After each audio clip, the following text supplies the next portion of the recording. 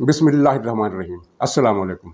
नाज़रीन, इस नशिस्त में कुछ तो ज़िक्र लाहौर में इमरान खान के जलसा-ए-आम का होगा और कुछ इसकी स्ट्रेटजी का, और साथ ही इस बात का कि हुकूमत क्या मनसूबाबंदी कर रही है, हुकूमत की क्या तरजीहात हैं। क्योंकि बाज़ लोग ये सवाल करते हैं कि इमरान खान के इतने बड़े बड़े जराइम के बावजूद हुकूमत उन पर हाथ क्यों नहीं डाल रही। तो इसका जवाब भी इसमें मैं पेश करने की कोशिश करूँगा। तो नाज़रीन, जहाँ तक जलसा आम का ज़िक्र है वो आपने देख लिया, वो एक बड़ा जलसा था, छोटा जलसा नहीं था, लेकिन इमरान खान के दावों से बहुत नीचे था। और यही वो पॉइंट है जिसने इमरान खान को मायूस किया। और वो इतना मायूस था कि जब जलसा ख़त्म हुआ, तकरीर ख़त्म हुई, तो वो जाने लगा तो तहरीक इंसाफ की मरकज़ी क़यादत में से 3-4 ओहदेदार उनके पास आए और उससे बात करने की कोशिश की, लेकिन इमरान खान ने हाथ के इशारे से उन्हें झटक दिया और गुस्से में कार में बैठकर वो निकल गया। यानी उससे भी एहसास था कि उसके मेयार के हिसाब से जलसा आम नाकाम रहा है। मतलब अदरवाइज जलसा बड़ा था, कोई शक नहीं कि इसमें बड़ा जलसा था।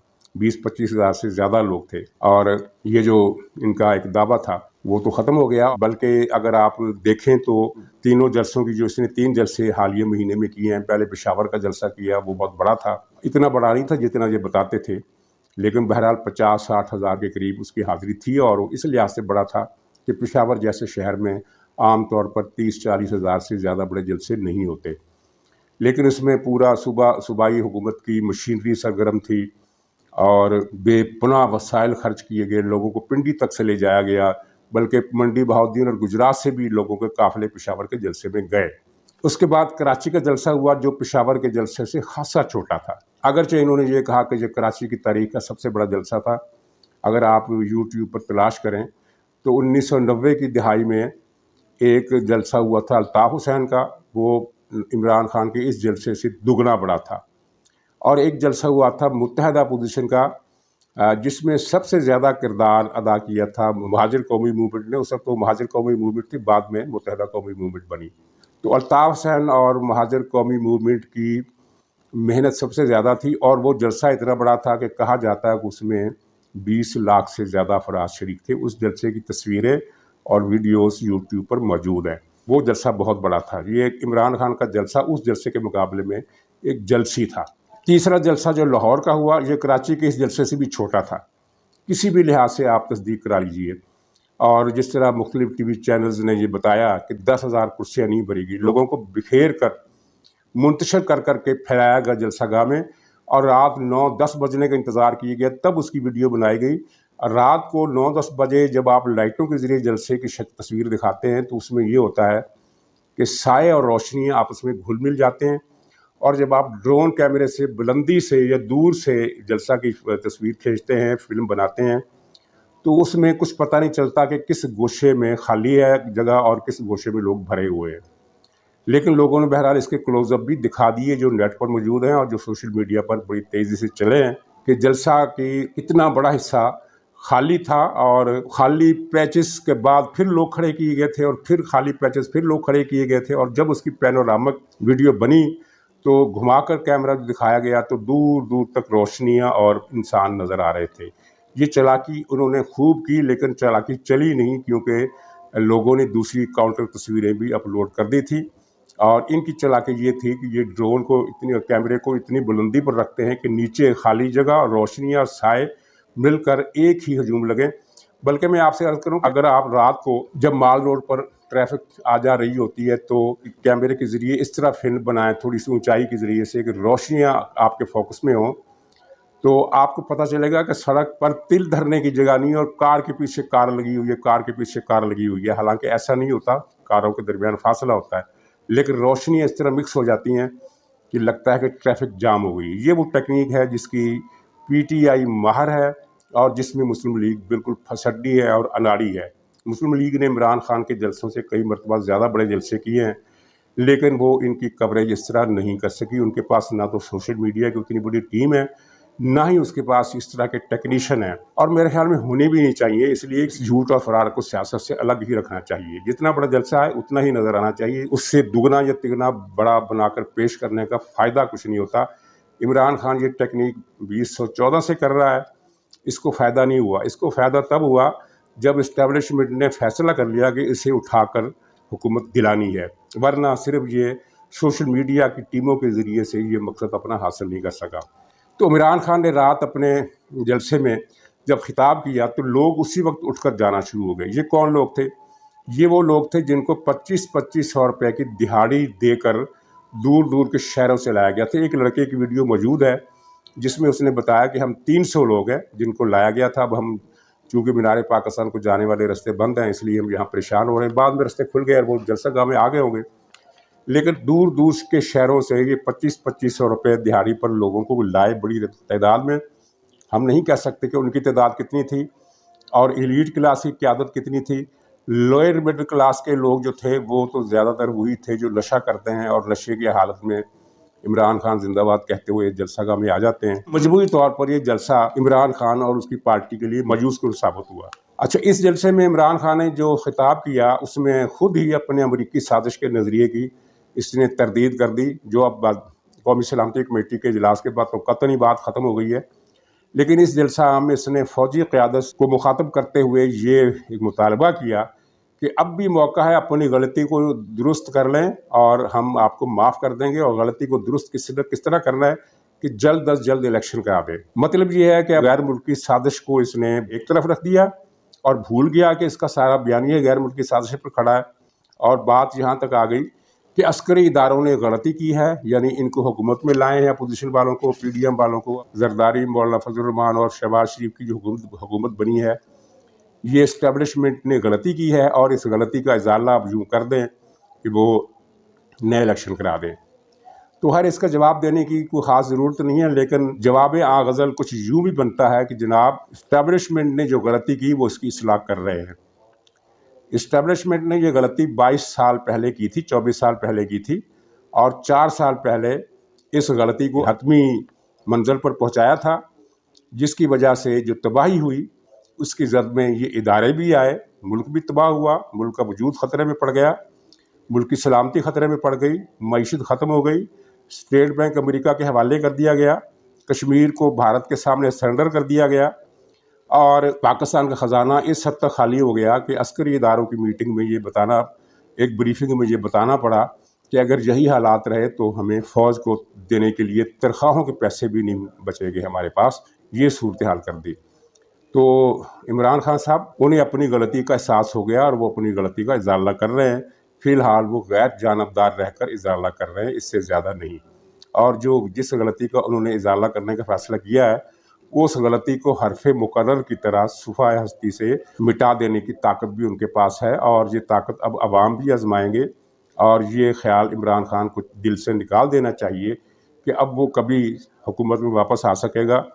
हुकूमत को छोड़िए, उसकी सियासत अब ख़त्म होने वाली है। तो नाज़रीन, ये इमरान खान की उस गज़ल का जवाब था। लेकिन अब इसकी जो हिकमत अमली है, जलसा आम में इसने कोई तारीख नहीं दी, लेकिन आम तौर पर ये राय है, इतला है कि ईद के बाद वो लॉन्ग मार्च की कॉल देने वाला है। तो ख़बर ये है कि PTI के अंदर से लोगों ने इमरान खान को, PTI की जो कोर कमेटी है उसमें से बहुत सारे लोगों ने इमरान खान से कहा है कि हमारी ये कॉल जो है नाकाम हो जाएगी, इसके नाकाम होने का खदशा है, इसलिए तारीख़ का ऐलान आपने नहीं करना जब तक हम ये न तय कर लें कि हालात साजगार हैं और हमारी कॉल कामयाब हो सकती है, तब तक आपने ये कॉल नहीं देनी, वरना ना सिर्फ ये है कि नाकामी होगी बल्कि बड़ी तबाहकुन नाकामी होगी।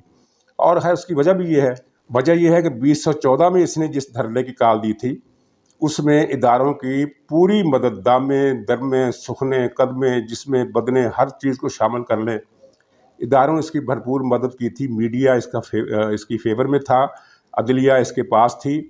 तो इसके बावजूद लाहौर से जो काफ़िला रवाना हुआ वो 10,000 से ज़्यादा का नहीं था। तो इस्लामाबाद में जब ये लॉन्ग मार्च पहुंचा और धरना हुआ तो किसी भी दिन धरने की स्ट्रेंथ जो थी वो 15,000 से ज़्यादा नहीं थी, जबकि इतने ही तादाद ताहरुल कादरी के पास थी, 30,000 मिलाकर ये मैक्सिमम थी।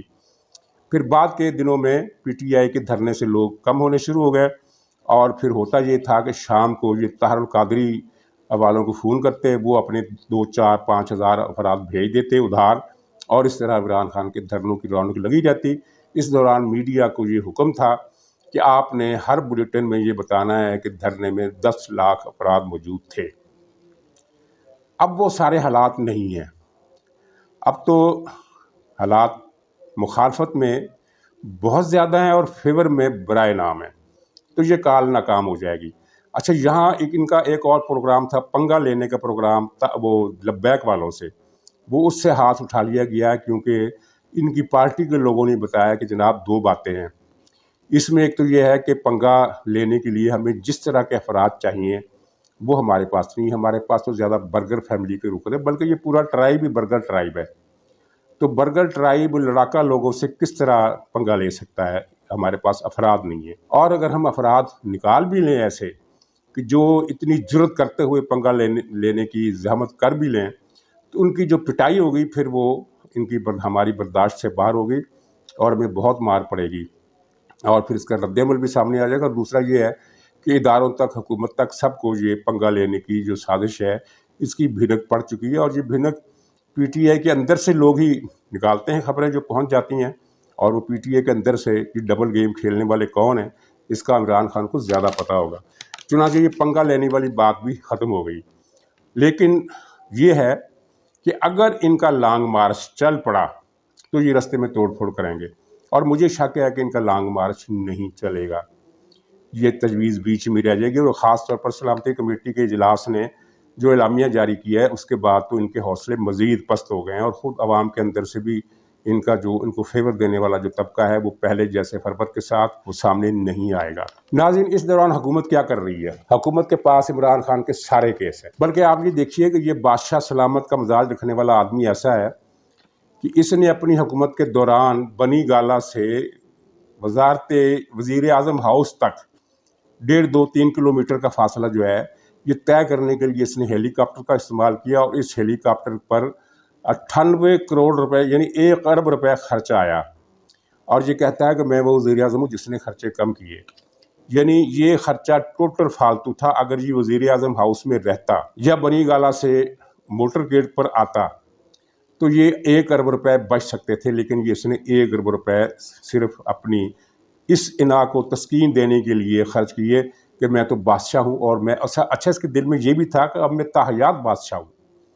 10 سال کا پلان تو پکا ہی تھا نا. 10 سال کا مطلب یہ تھا کہ اس وقت یہ 72 سال کا ہو چکا ہے، تو مزید 7 سال کے بعد یہ 80 سال کا تقریباً ہو جاتا، اور 80 سال کی عمر تاحیات ہی ہوتی ہے. اور لیکن اس کا ارادہ یہ تھا کہ دوسری ٹرم پوری کرنے کے بعد پھر میں صدارتی نظام میں ایسا لاؤں گا کہ پھر میں واقعتاً تاحیات، پھر چاہے میں 100 سال کی عمر میں مروں، میں بطور صدر ہی مروں گا. تو یہ سارے پلان اس کے دھرے رہ گئے. لیکن اس کی نفسیات کا یہ جو مظہر ہے ہیلی کاپٹر کا استعمال، اور پھر آپ دیکھیں کہ یہ کراچی کے جلسے میں گیا، یہ پی آئی کے پرواز سے جا سکتا تھا، لیکن اس نے اسپیشل جہاز چارٹر کروایا وہ اینگرو یوریا والوں کا.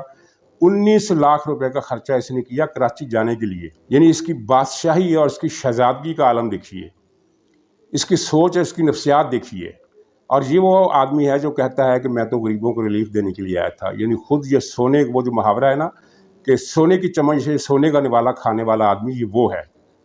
اس کی اگر آپ رہن سہن دیکھیں، اس کا طرز رہائش دیکھیں، اس کا کھانا دیکھیں، اس کی ایک دن کے کھانے پر جتنا خرچ ہوتا ہے وہ تفصیل اگر کبھی رانا ثناء اللہ ہمت کر کے لے آئیں تو لوگوں کی آنکھیں کھل جائیں گی کہ یہ کھانے میں کیا کچھ کھاتا تھا، کتنی ڈشیں کھاتا تھا. یہ جب یہ سندھ کے ایک شہر میں دورے پر گیا تھا تو اس وقت اس کی خدمت میں 32 ڈشز کی دعوت پیش کی گئی، 32 ڈشز، اور اس نے ہر ایک میں سے ہاتھ صاف کیا. کوئی ڈش ایسی نہیں تھی جسے اس نے چھوڑ دیا ہو.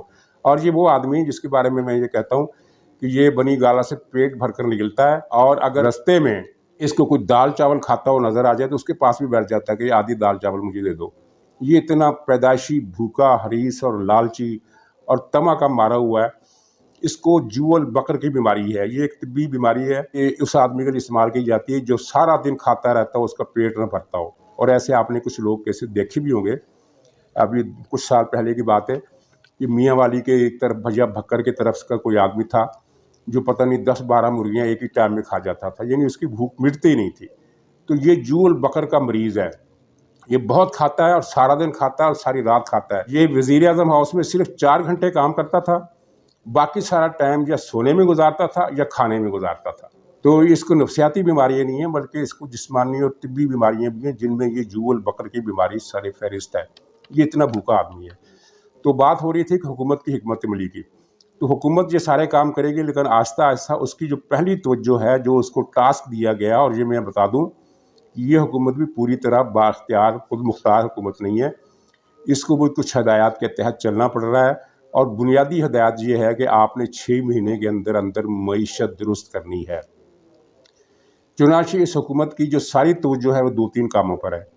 एक तो मईशत को दुरुस्त करना, और ज़ाहिर है मईशत को दुरुस्त करने के लिए इक़दामात शुरू कर दिए गए हैं, और 1 महीने के अंदर अंदर कुछ न कुछ ऐसे नताइज सामने आएंगे जिनकी बुनियाद पर हम ये कह सकते हैं कि हमारी मईशत अब फना के ख़तरे से वापस आ गई है।